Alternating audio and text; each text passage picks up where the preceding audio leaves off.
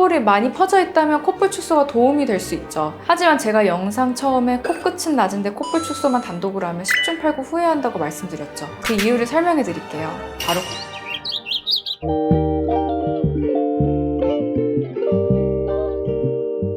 안녕하세요. 마크 성형외과 김수빈 원장입니다. 관상학적으로는 재물이 들어온다고 해서 이름 붙여진 복코. 하지만 막상 이 복코를 가지신 분들에게는 뭉툭하고 넙대대한 코끝이 엄청난 스트레스입니다. 세련된 인상을 주기가 어렵거든요. 그래서 복코를 가지신 분들이 코 상담을 오시면 열의 9은 이렇게 말씀하십니다. 원장님, 저 코 전체를 수술하는 건 무섭고 그냥 코끝 연고만 살짝 묶어주시고 콧볼 축소만 해주세요. 그럼 얄쌍해지겠죠? 자, 결론부터 말씀드릴게요. 뭉툭하고 콧대가 낮은 복코에서 콧볼 축소만 단독으로 하거나 연골 묶기만 달랑 하게 되면 10중 8구 후회하시고 재수술을 알아보게 되실 확률이 높습니다. 아니, 코가 넓으니까 넓은 걸 자르면 좁아지는 게 당연한 거 아니야? 라고 생각하시죠? 오늘 여러분이 알고 계신 코 수술의 상식을 완전히 뒤집어 드리겠습니다. 복코 수술의 오해와 진실, 그리고 진짜 세련된 코를 만드는 비밀을 지금부터 공개합니다. 먼저 내 코가 왜 뭉툭한지 적을 알아야 백전백승이겠죠? 동양인들의 복코는 서양인들과는 원인 자체가 다릅니다. 코끝을 이루는 구조는 크게 뼈대와 연골, 그리고 그 위를 덮는 피부와 지방층으로 나눌 수 있는데요. 서양인들의 복코는 대부분 뼈대가 문제입니다. 연골 자체가 크고 넓게 벌어져 있어서 코가 커 보이는 거예요. 그래서 뼈대를 다듬고 연골을 묶어주기만 해도 코가 날렵해집니다. 하지만 우리 동양인들의 복코는 정반대입니다. 안에 있는 뼈대는 종이장처럼 작고 얇아서 힘이 없는데 그 위를 덮고 있는 피부와 지방층 등 연부 조직이 너무 두껍게 있는 게 문제입니다. 원장님, 덮고 있는 피부와 지방이 두꺼운 게 문제라면 그냥 수술할 때 코를 열어서 두꺼운 지방이랑 살들을 팍팍 긁어내서 얇게 만들어주면 되는 거 아니에요?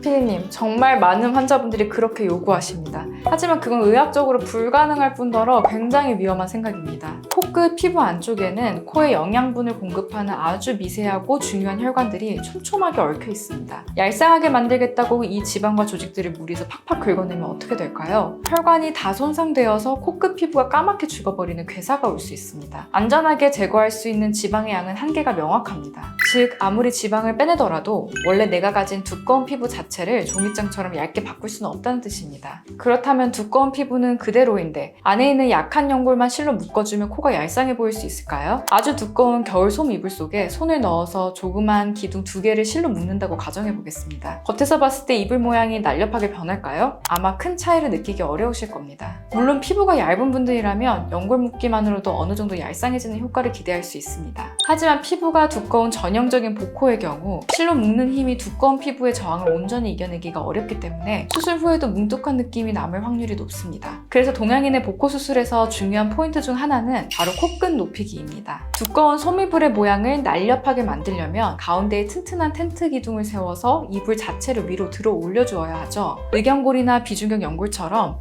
지지력이 튼튼한 재료를 사용해서 코끝 기둥을 적절히 높여주면 코끝 피부가 위로 당겨지면서 어느 정도 팽팽하게 펴지게 됩니다. 이렇게 피부에 텐션을 주면 코끝이 한결 오똑해지면서 시각적으로 얄쌍하고 세련돼 보이는 효과를 기대할 수 있습니다. 이것이 피부가 두꺼운 복코 수술에서 기둥을 탄탄하게 세우는 것을 강조하는 이유입니다. 위로 올리면 살이 당겨지면서 얄쌍해진다는 거군요.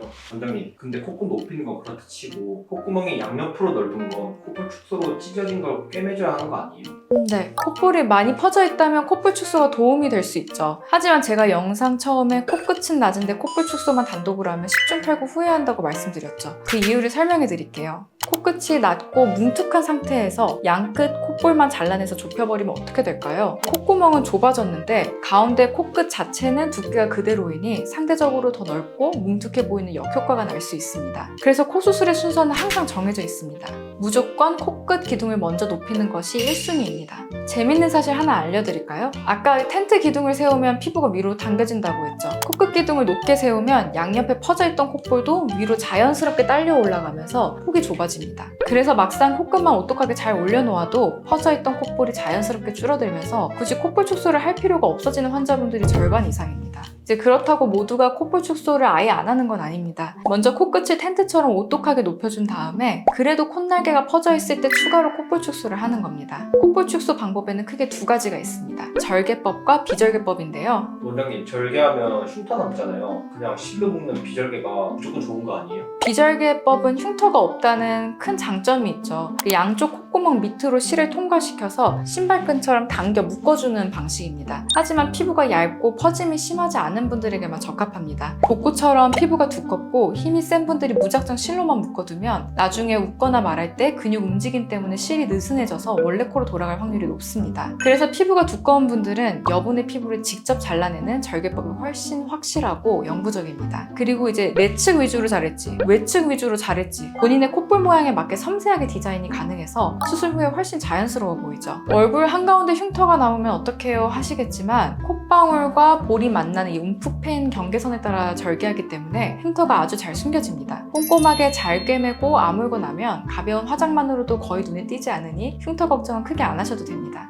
결론적으로 한번 잘라낸 콧볼은 다시 되돌리기가 무척 까다롭습니다. 따라서 내 피부 두께와 코 모양에 어떤 방법이 맞을지 반드시 전문의와 신중하게 진단하고 결정하셔야 합니다. 자, 오늘 여러분이 가장 궁금해하시는 복코와 콧볼 축소의 비밀에 대해 낱낱이 파헤쳐 보았습니다. 정리하자면 동양인의 복코는 단순히 연고를 묶거나 피부에 지방을 긁어낸다고 해결되지 않습니다. 튼튼한 재료로 코끝이 높여서 두꺼운 피부를 밀어 올려주는 것이 가장 중요합니다. 또한 코끝이 높이지 않은 상태에서 무작정 콧볼 축소만 단독으로 시행하시면 비율이 오히려 망가져서 후회할 수 있으니 반드시 코끝을 먼저 디자인한 후에 필요할 때만 콧볼을 줄이는 투트랙 전략이 필수적이라는 점 꼭 기억해주세요. 내 코가 뭉툭해서 고민이시라면 혼자 거울 보면서 그 콧볼 손을 눌러보지 마시고요. 언제든 마크 성형외과로 내원해주세요. 여러분의 피부 두께와 연골의 힘을 정확하게 파악하여 답답한 복코를 세련되고 입체적인 코로 디자인해드리겠습니다. 오늘 영상이 도움이 되셨다면 조댓구알도 잊지 마시고요. 지금까지 마크 성형외과 김수빈 원장이었습니다. 감사합니다. 안녕.